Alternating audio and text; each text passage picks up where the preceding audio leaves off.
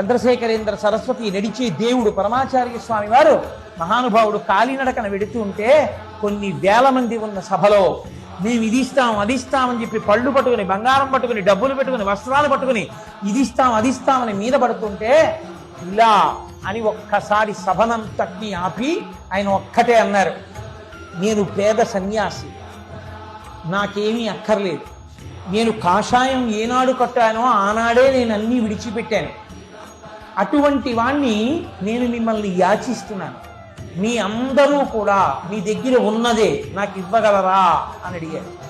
ఇస్తాం ఇస్తాం అని ఇన్ని వేల మంది అడిచారు. ఏం కావాలి చెప్పండి, ఇస్తాం.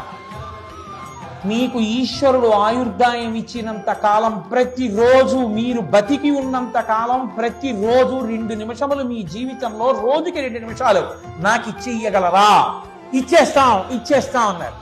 ఇప్పుడు మీరు బ్రతికున్నంత కాలం మీ జీవితంలో ప్రతిరోజులో 2 నిమిషాలు నావైన వాటిని నేను చెప్పినట్టు నా ఇష్టం వచ్చినట్టు వాడాలి. కాబట్టి మీ జీవితంలో ప్రతిరోజు 2 నిమిషాలు నాకు ఇచ్చేశారు కనుక, గురుద్రోహం చెయ్యకూడదు కనుక 2 నిమిషాలు కళ్ళు మూసుకుని భగవన్నామని చెప్పండి, చెబుతూ గడపండి, అదే మీరు నాకు ఇవ్వవలసిన కానుక అన్నారు. ఆనాడు సభలో చెయ్యెత్తిన వాళ్ళందరూ బతికున్నంత కాలం ప్రతిరోజు 2 నిమిషాలు భగవన్నామని చెప్పుకున్నారు.